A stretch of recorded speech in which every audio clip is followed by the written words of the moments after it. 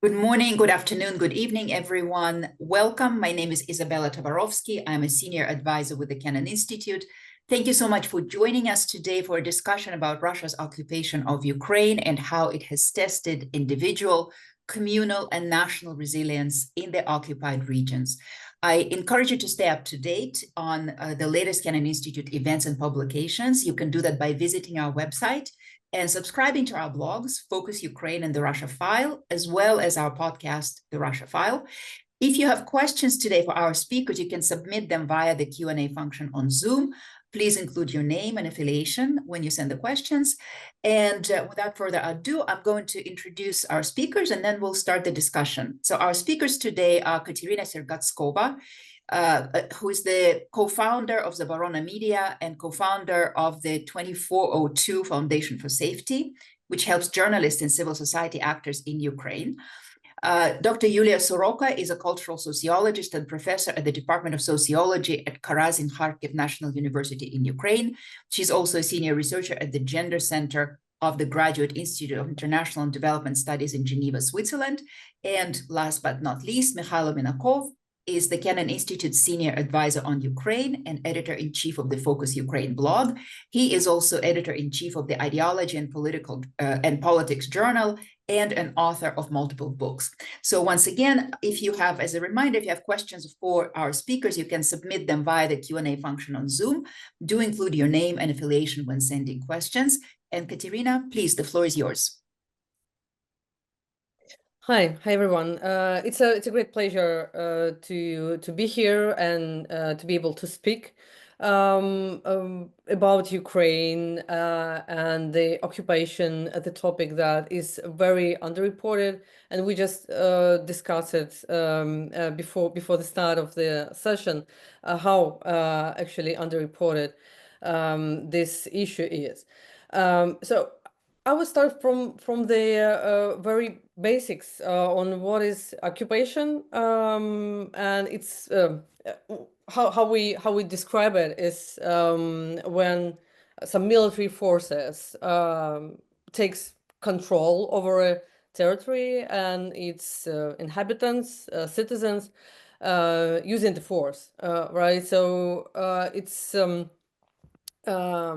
typically when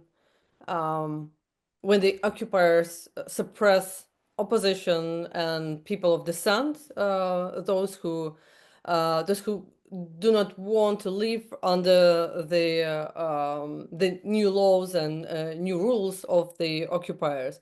So they use intimidation, imprisonment, violence against them.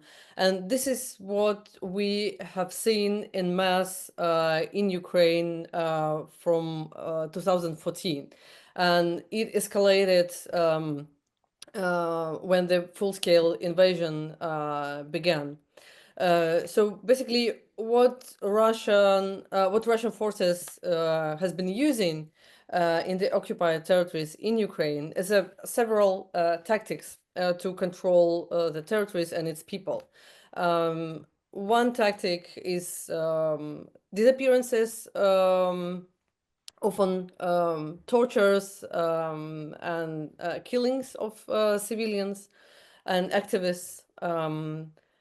It is tactic of establishing filtration camps where the military and secret services subject people to interrogations, and they check them for signs of being pro-Ukrainian, for example, or just having some sort of information that they can use against them or against other people or authorities in the territories.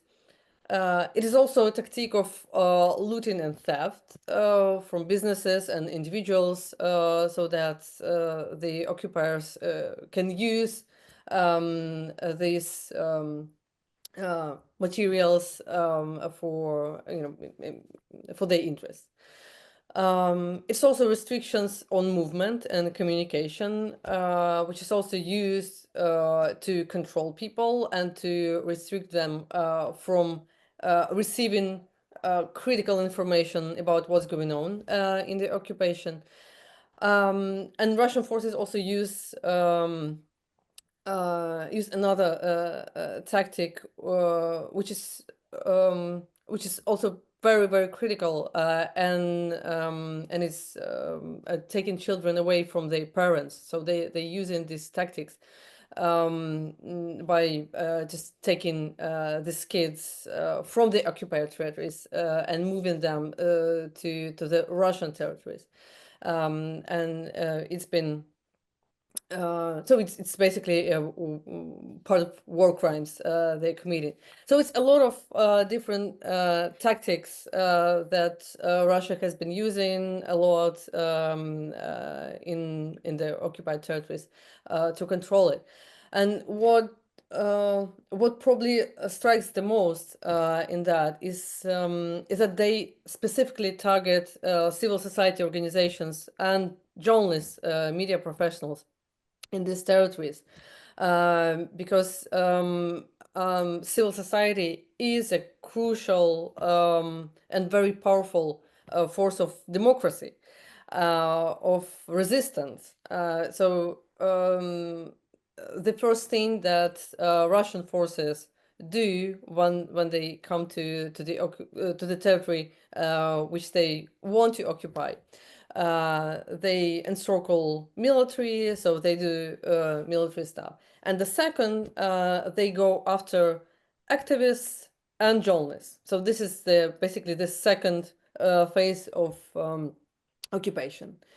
And of course, it is not something that started in 2022. So we have seen a lot of the patterns in the first days of annexation of Crimea in early 2014, and to truly understand the current situation and what can happen next, I probably would suggest to look back and to see what was going on there in Crimea, in Donbass, in those early stages of the occupation, because I witnessed this early stage firsthand. When the annexation started, I reported from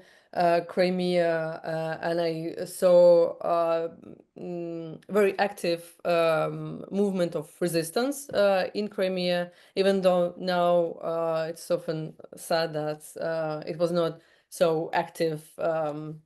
But it was a pretty big movement. But Russian forces made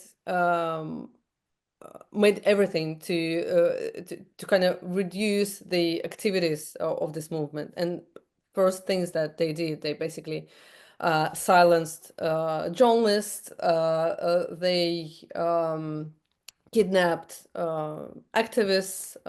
They killed people who resisted the occupation.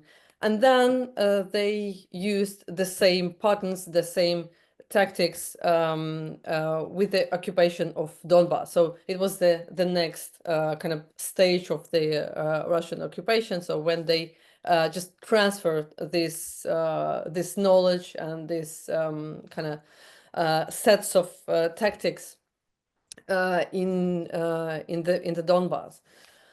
And just a few examples of the people who went through this. One of them was a prominent philosopher and a person who was spreading awareness on religion, who was a teacher at universities and schools in Donbass. His name was Igor Kozlovsky, and he was in his 60s when Russian forces kidnapped him and illegally detained him. And he spent a few years in Russian occupation captivity in Donetsk, simply because he was influential, he was intellectual leader, and he was very active in his community in the region. He died last year, so he was freed from the captivity several years ago, but it definitely had a toll on him. And the other example I would like to draw your attention to is a journalist, Victoria Roshina. She was 27 when she died in Russian captivity. She was very brave journalist, and she went to the occupied territories when the full-scale invasion began, and she reported from these territories, even though it was very dangerous. So she wanted to tell the truth about what's going on there, and that there is a resistance among civil society in the occupied territories, and she was illegally detained. And she spent more than a year in a Russian prison, and she died last year, and we still don't know what actually happened to her and how she died. She paid her life to report from the occupation, and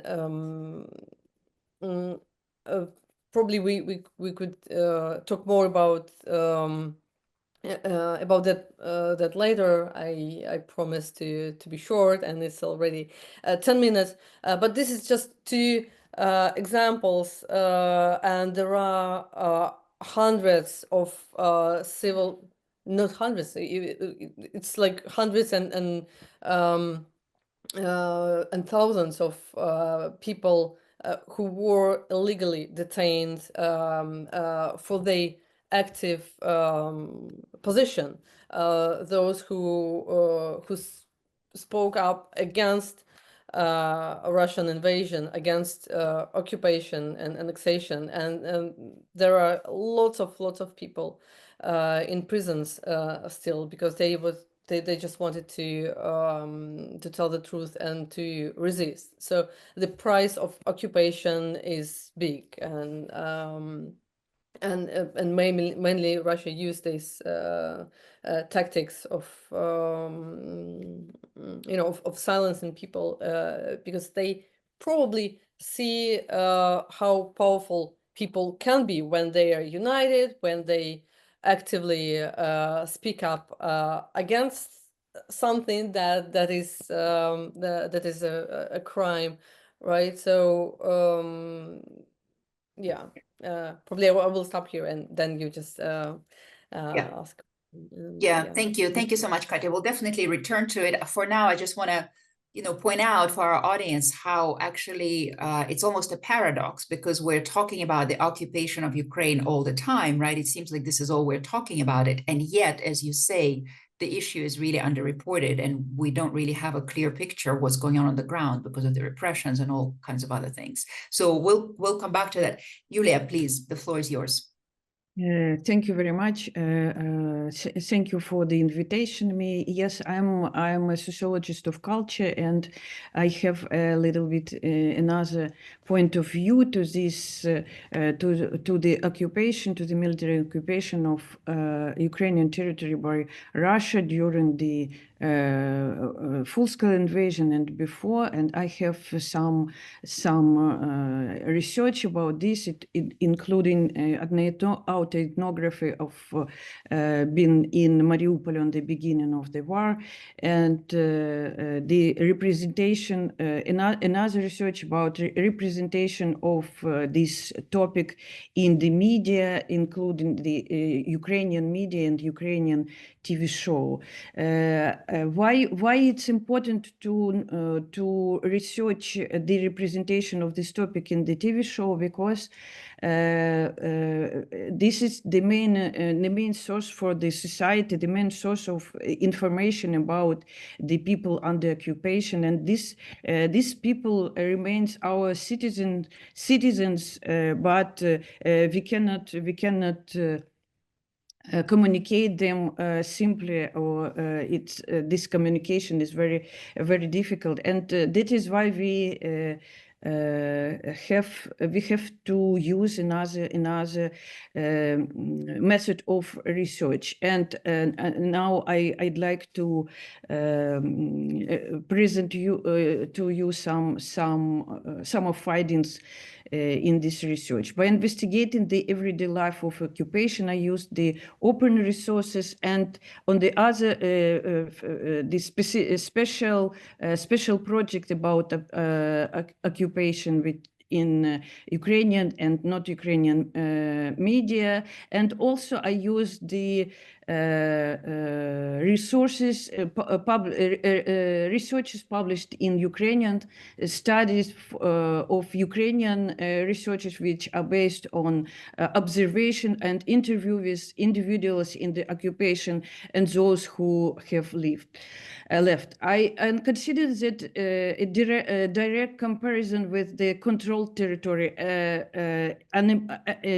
impossible, because we cannot think about the people under occupation as another type of vulnerable group of Ukrainian society. The occupation is a specific social phenomena which need to be researched. And people in the occupied territory live under the control of the enemy army and the administration it has established. This situation arises from military violence and encompasses various forms of manifestation of violence. First of all, physical violence includes armed individuals on the streets, proximity to destroyed houses and businesses, remnants of military equipment and weaponry, and mined areas, among others. Hunger, consisting a significant form of violence, particularly in, for example, in the beginning of the occupation in Mariupol. Economic violence disrupt customer supply routes of goods and food, devastated trade infrastructure, and inflates prices. Political violence emerged from the imposition of an enemy state's administration of sovereign territory. Symbolic violence is evident in the prohibition of Ukrainian cultural representation and the ban of the use of Ukrainian language, among other restrictions. In such circumstances, obtaining objective information through survey or in-depth interview, which are already familiar to Ukrainian society, presents significant limitation. The sense of danger generated by any form of violence affects a person's willingness to answer a question honestly, thereby hindering the tendency of comfort or conform to socially acceptable behavior. People have to survive under shelling and bombing during the territorial siege, mobilizing existing resources, adapting at the beginning of occupation, or maintaining some standard of living within a specific normalization of life that developed over time. And the necessity of survival take precedence, draining time and mental capacity from higher level needs and matter of ideological or spiritual significance. Consequently, one must exercise caution when considering information from the occupied territory, particularly when it is sensationalized. When questioning individual in temporary occupied areas, researchers should prioritize informant safety, which is a crucial distinction compared to conducting research in Ukrainian controlled region. My colleagues have already made a lot of in this direction and have specific unique protocols to conduct the research in this area, and it is essential to reflect of the overarching aim of the study. And always I mean, researchers need to think about, will the findings foster trust among Ukrainian citizens in the temporary occupied territory, or conversely exacerbate the division arising from the war? Life in the occupied territories is characterized by instability. The proximity of the front line poses a constant threat of individuals being caught under shelling and bombs again. The ability to identify the distance and assess the danger from the sound of the explosion has become an integral part of the residents' daily reality. Military operations in more remote area destroyed the life-supporting infrastructure. For instance, the destruction of dams, reservoirs, and treatment plants, coupled with contamination of rivers and soil from military activities, adversely affect drinking water quality. The infrastructure of water, gas, electricity, and heating in the occupied territories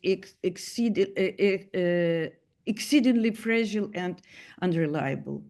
Life under occupation is precarious given the status of these territories and their inhabitants. Although Russia has enacted the law regarding the integration of the occupied territory into its federation, individuals here do not enjoy full rights.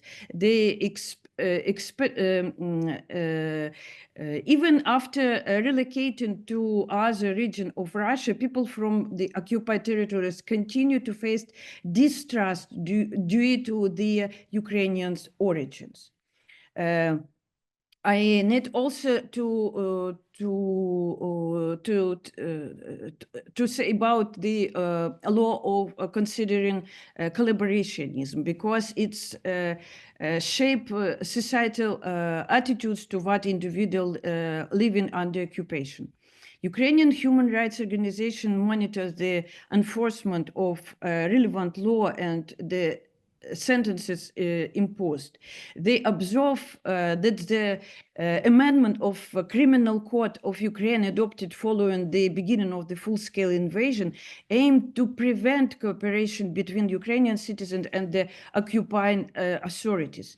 And the criminalization of broader spectrum of activities by various entities does not entirely reflect the reality of living under occupation during 3 years of war. Ukrainian human rights organizations assert that state policy regarding temporary occupied territory requires institutional enhancement. For example, there are no support programs for children and youth who leave these areas, and mechanism for utilizing information from documents issued by occupying authority. And this mechanism have to be improved. I also like to say that historical research on occupation helpful for us because they offer significant advantages over sociological study. It considered processes that have concluded, and individuals mentioned in historical documents cannot be harmed. Consequently, historians can assert that occupied society represent distinct social phenomena. Such societies have transformed in comparison to peaceful period in terms of their sexual and age structure, predominantly include women, children, and elderly people. Occupied society experienced social transformation under the influence of hostile authority. The social dynamics shaped by existing class, ethnicity, and gender structure are influenced by the norm imposed by occupying power. Survival tasks dominate daily life, compelling individual to establish connection of trust, form close group of familiar individual, and forge connection with representatives of the invaders. And historical study unfold two prevailing discourses of occupation: the victims of the occupying power and the heroes of resistance. And the sociological study of public discourse regarding occupation during the war identifies also two dominant discourses, but another discourses: victims and collaborators. The heroes of resistance during the war remains anonymous for their safety.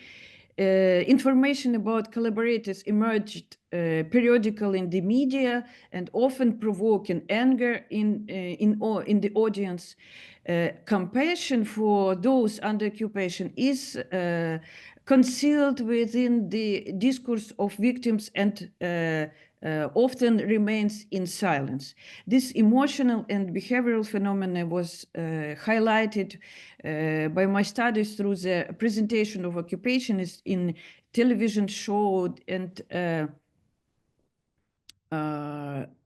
one of the main findings that these narratives, these discourses failed to encompass the diverse social structure of occupied society, which vary depending on the duration of the occupation, the context of experience, urban or rural, and the extent of destruction during capture, and so on. Thank you for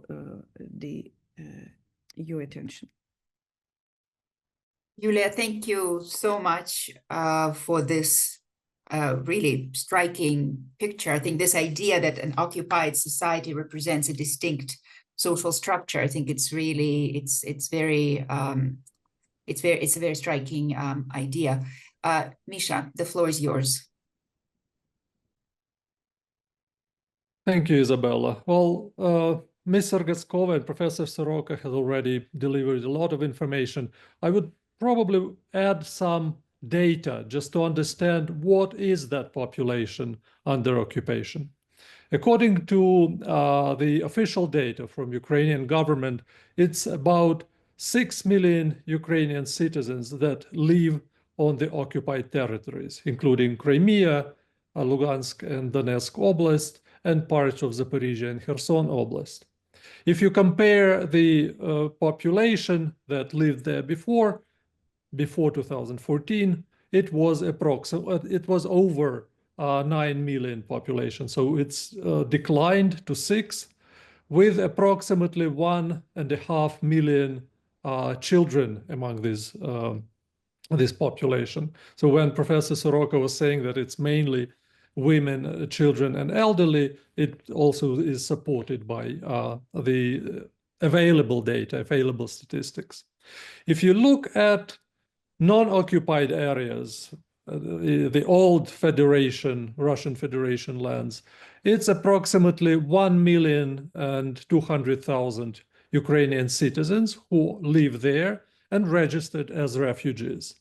When the war started by the end of 22, the registered refugees was over 2 million. So part of these refugees have moved to the occupied lands or moved to Europe or outside of Russia to Central Asia and Southern Caucasus, but also many of them accepted Russian citizenship and now they are not registered as refugees.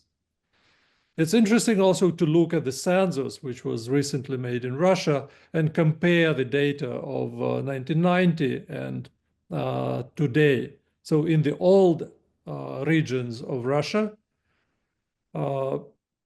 it's less than 1 million of Ukrainians, ethnic Ukrainians, that live today.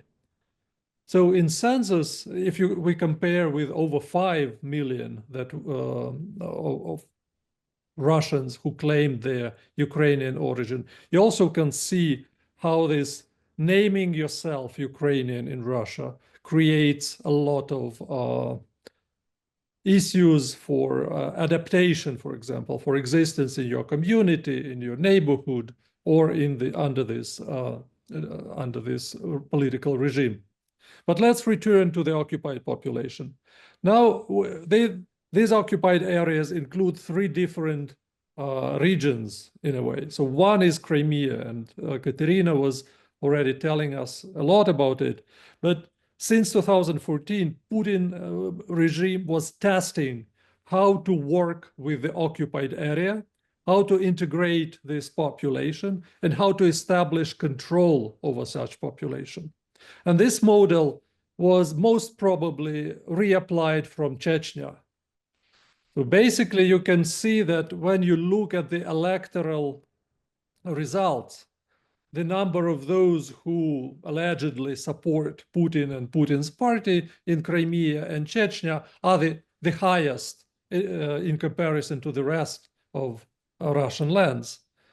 So in illegally occupied Crimea, the over 90% of voters are reportedly supporting voting for Putin's regime, which is also corresponding to the structure of the vote in Chechnya. Then we have the Luhansk and Donetsk Oblast that went through a period of secessionism with the so-called People's Republics in there that created their own political dynamics and control over the population. So right now, these two lands provided the biggest number of combatants, for example, supporting the Putin's occupation. So it's, as a political scholar, I constantly try to understand what motivates these men to participate in the war against Ukraine. And it's part of the studies that I conduct. And then there's this rest, the parts of Kherson and Zaporizhia Oblast. I myself from Zaporizhia Oblast, and of course, it's like part of my family history. And I'm doing my monitoring and I keep conversation with intelligentsia under occupation or business community.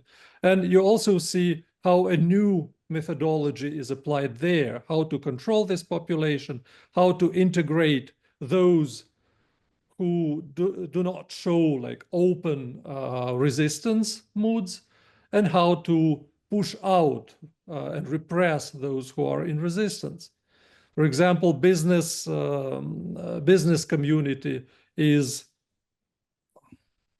well, the businessmen in the occupied lands were addressed by FSB agents, officers, talking to them, providing them with the taxation codes. And even some, at least in 2022, 2023, they also offered them credits, creating stick and carrot, in a way, approach to putting them under control. Or if you look at self-governance, illegal from a Ukrainian perspective, still the population of occupied lands went through a referendum, and then through, in Donbass, several elections, in Zaporizhia and Kherson occupied lands, one election, one local, one presidential elections. And I must admit that this application of the experience in Chechnya and Crimea can be seen there as well. So they use new units of Russian parties, this Putinist party in RC or LDPR or communist, that involve local population into certain power structures. By now, you can see that it's only minority that is involved. You can look at the local councils now, they call Dumas, how who are the people who joined them, who were candidates, how they were involved, how active were the local populations in voting. You see that the majority tries to survive. And this adaptation and survival moved, well, Katerina was telling us like early period adaptation, survival techniques. But now the survival and adaptation becomes a long-term strategy. And here you see how people try to keep their loyalty to Ukraine and adapt to the Russian occupational regime to diminish the risks and threats for their families. Thank you. Misha, thank you so much. Katya, I want to go back to you, and I want to ask you to talk to us about, I mean, obviously, from the picture that you described and what all three of you really described, it's understandable why there is actually a paucity of real reporting on the occupation, because it's extremely dangerous for the journalists to be there, especially if they are Ukrainian journalists. So what is the impact of being in these war zones, in the occupied territories, on reporters? What are you seeing? And how do we know how many people even do dare to go and report? How do you go and report in a place where you're being actively hunted as a journalist? And you are on mute. Yeah, thank you so much, Isabella. It's it's really important question, and it's not a small question at all, because I often hear that, you know, speaking about journalists or, you know, media issues, so-called issues, is something to, you know, something not worth talking too much. But I see a lot of sense in stressing that this issue is not about some media freedoms, or I don't know, the access to access of journalists to certain territories. It is basically an issue of how we understand what's going on, and it's crucial. Because if we don't know what is happening in the not only occupied territories, like whatever territory, anywhere, right? We you know, very much aware of this storm like news deserts, and it's very much an issue for American, for example, right? There are a lot of news deserts, and what it actually means to humans is that they cannot make their own decisions carefully. They don't, you know, but without access to information, to accurate information, let's put it that way, right? Not all the information, but to accurate information helps. So the access to information, it helps people to understand the risks and to understand to build their own strategies on survival or adaptation or any kind of crucial decisions they're going to make. And without this information, they just make wrong decisions. And there is a already kind of classic example of this importance of access to information that comes from Mariupol, the early days of the invasion. There was a group of journalists. I think many of you already know their names: Evgeny Malolietka, Mstislav Chernov, those who won Oscar, World Press Photo, and I think every prize for their work in the besieged Mariupol. So basically, they were filming the people who were starving, who were kind of attacking a store with. You know, with basically the food for them. And on the scene, some people just approached the journalists and they asked them, can you help us? And journalists said, we cannot help you. We're the press. We don't have any food. We cannot help you with humanitarian aid or food. And they said, no, we don't need food. We need information. Can you tell us what's going on? So for them, understanding where are they standing right now was even more important than just food because they didn't know what to do, whether to try an escape from the besieged city or just wait for the occupiers to go away, or to do what. So this is so important, and this is why it's so dangerous for the dictators, for tyrants, for authoritarian regimes, is to have people who can actually report and deliver this crucial information to people so that they can make actually right decisions. Because the authoritarian regimes, occupiers, they want control a narrative. They want to control all the information flow that comes to people. They don't want people to gather, right? And to agree on something like resistance, right? So they want to make sure that only they can deliver the information they want to spread among people. And so basically this is what I think is the main reason behind killings of journalists, the detention of journalists and activists, those who have access to the people's networks, those who can influence decisions and can deliver this important information. So this is not only about journalists' rights; it's about human decisions and they kind of right to have this kind of life-saving information. Well, what you're saying that's really interesting is that it's not only that, for example, we in Washington don't get accurate information about what's going on the ground. What you're saying is that if a person doesn't know what's going on in their city and they're being bombed and they don't know what's happening a few blocks away, then that crucially impacts their ability to survive. And that's a really, really striking way to look at it.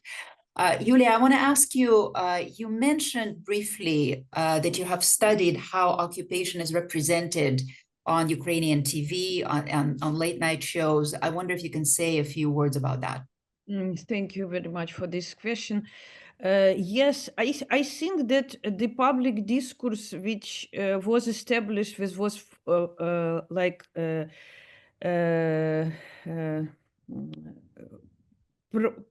produced after the beginning of full-scale invasion is very important topic for understanding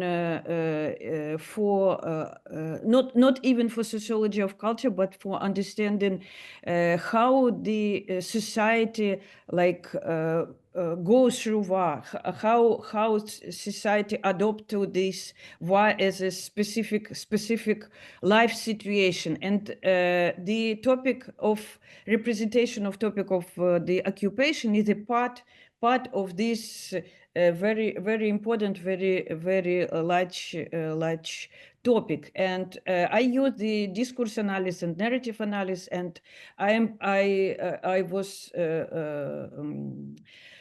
finding the main symbol or main point through, or main small topics through this. The topic of occupation is like represent in this media.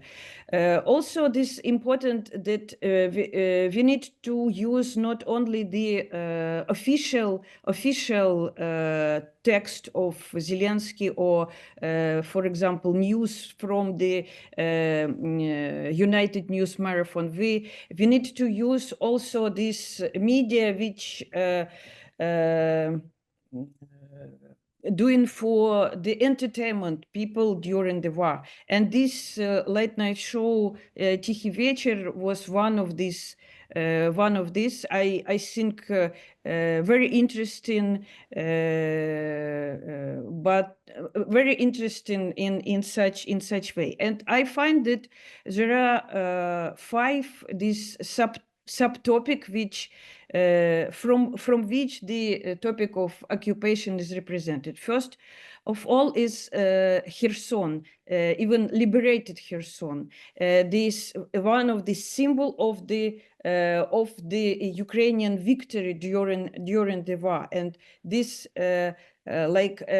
this liberated Kherson.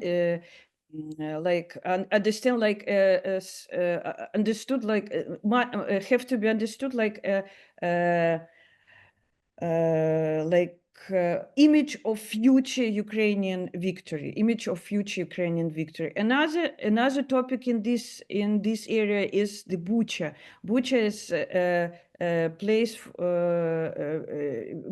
where the Russian crimes, military crimes against Ukrainian society, against Ukrainian civilians, against Ukrainian military was found, and this is the main another poles of these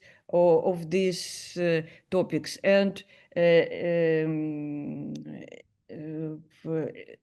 another topic is Mariupol, as the largest city which now under occupation, and with this all of this now famous also because of this film which Katerina mentioned, 20 days in Mariupol, very famous in not only in Ukraine and not only in Europe. And the Mariupol in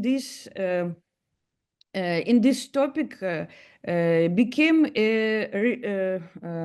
origin for topic of collaborators because of exactly because of the story about the Mariupol drama theater, which also famous as this bombing of this theater by Russian and killing a great amount of people who was in this building at that time, and. But now there is another theater in not another, but this theater is continue to work in Mariupol, and some actors from the Ukrainian previous Ukrainian these actors participate in this performance, and that was a large and very excited story about collaborators which exist in this which was presented in this show. And another important symbol is evacuators. Evacuators as a type of voluntary activity. These people who went to the front line and to the occupied territories and return with people, transport the people who want to leave the occupied territories. And if I can tell about the this representation as whole, I need to say that this public discourse is very good about collaborators, but very silent about victims and silent about other type of people in the occupied territory. And this is great problem from one side. From another side, it's very important to know about this, to improve this discourse. And now I have some activities of the authority and media, and in media in this direction, how to improve this discourse and how to mobilize and integrate Ukrainian society in this situation when we have these 3 years of war. Yeah. Yulia, thank you so much. I want to ask, I think it may be the question to all of you. What are the sources of Ukrainian society's resilience? Because I think that the resilience of the Ukrainian society has been remarkable in light of everything that it's facing. What are the factors of resilience, would you say? I don't know, Misha, do you want to maybe give us some thoughts? Yes, I will start, but I'm sure that Katerina and Yulia can add. Well, first of all, I would say that this resilience issue is amazing per se. So in 2022, there were several academic and public discussions on what were actually the reasons. In my opinion, Ukrainian society lived through war period already since 2014. We were entering this mode of life under the war slowly from this small conflict in Donbass to something bigger in 22. That's one answer. So we were prepared in a way socially, structurally with this. Then there was definitely the role of political leadership. There's like ongoing debate on the meaning of President Zelensky staying in Kiev, staying in Ukraine. There's pluses and minuses around it, criticism and support. But the fact is that him staying in Kiev, staying with Ukrainians, was critical for keeping the forces and solidarity there. Then the President Zelensky team, especially in the first year of big war, was very successful in media, in communication with the society. That's also the success. And the fourth element is the self-organization of Ukrainians. Again, it's been like very well networked Ukrainian society working already since 2014. But in 2022, we see how many dedicated activists, volunteers were there to work for the common good. Yes, it's changed throughout 3 years, but in 2022, beginning 23, this network was critical for resilience, for supporting the defense, so for finding additional sources to support the frontline units. It's like these four elements were critical, in my opinion.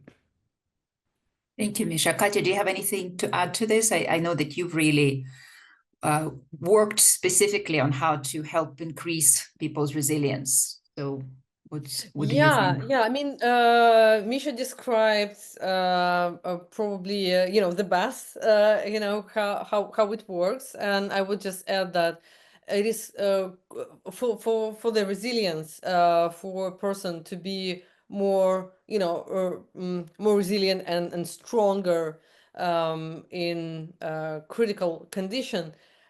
It is crucial to have support. If the person understands that no one stands for him, for them, then it creates the anxiety for sure, and it also get the morale level down. So it is crucial to create this support system. Let's say it's informal. This is we can call it ecosystem as well, and the vibrant civil society, which is still we can see in Ukraine. It gives this sense of support and the sense of community that you belong somewhere, right? So you have people who would have your back, right? So this is the most important factor. And from from my experience, years and years of covering conflicts, and also years of helping people, training them with safety and security and mental resilience skills, I can I can tell you like 100% that it works. And when we see that that our partners or people we relied on, for example, when we see them kind of getting kind of a little bit away from us, reducing support or saying things that we would perceive as betrayal. So this creates a lot of anxiety, and of course it will have an impact in a longer term on Ukrainians, for sure. And also, it is really important for people to understand that that this war and this resistance was not, that this effort were not for nothing. That what people did had a sense, and this sense of justice is also important for for survival and for staying resilient. So knowing that there will be justice, there will be something that people can kind of think about as a light in the end of the tunnel, right? It helps a lot. Yeah. Yeah, thank you so much. Yulia, in the last, we have just 3 minutes left, unfortunately, but I want to ask a question that one of our viewers has asked. Ekaterina Klimenko is asking if you can discuss the symbolic violence against the population in the occupied territories of Ukraine, specifically in terms of ideological indoctrination. Now, I'm sure it's a really, really vast topic, Yes, but yes. can you answer this question in 3 minutes or even in 2 minutes? Yeah, I will try shortly, but it's no, yes, it's not possible to for a short answer. But in question, I see not only one question. One of the question: how did we know about this? We know about this from the open resources, from the reading the also and watching the Russian media also, and this indoctrination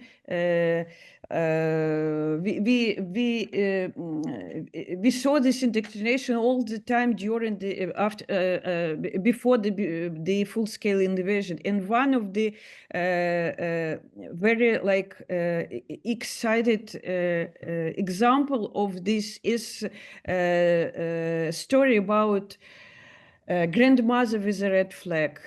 Now it may be not very, you don't remember this because it was in 2022. And this was like mistaken that some one person in Kharkiv region mistakenly